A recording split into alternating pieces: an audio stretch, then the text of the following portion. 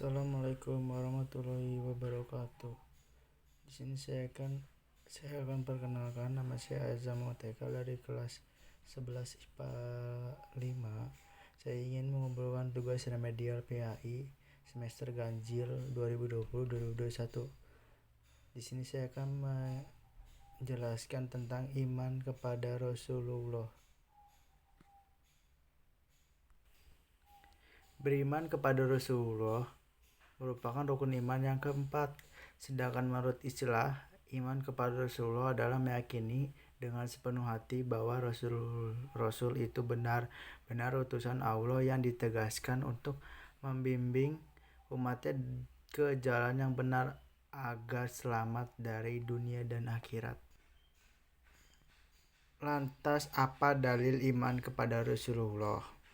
Yang pertama, dalil iman kepada Rasulullah dalam surat An-Nisa ayat 136, Allah meminta untuk manusia untuk berimannya kepada Rasul serta kitab dan yang terdahulu. Yang kedua, iman kepada Rasulullah, rukun iman yang keempat. Beriman kepada Rasulullah merupakan rukun iman yang keempat. Hal ini sesuai dengan hadis Nabi Muhammad yang diriwayatkan oleh Muslim. Dari hadis Umar bin Khattab selanjutnya ia berkata, "Hai Muhammad, beritahulah kepadaku tentang Islam." Rasulullah menjawab, "Islam itu engkau bersaksi bahwa tidak ada sembah yang berhak disembah selain Allah, dan sesungguhnya Muhammad itu utusan Allah. Engkau mendirikan sholat, mengeluarkan zakat, berpuasa pada bulan Ramadan, dan mengerjakan ibadah haji ke Baitullah jika engkau mampu melakukannya."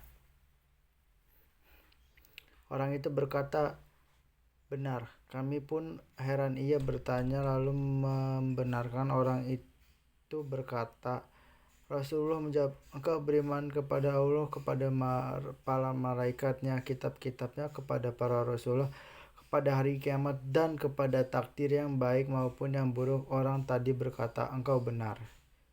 Fungsi iman kepada Rasulullah dalam Al-Quran surat An-Anbiya ayat 107 berfirman,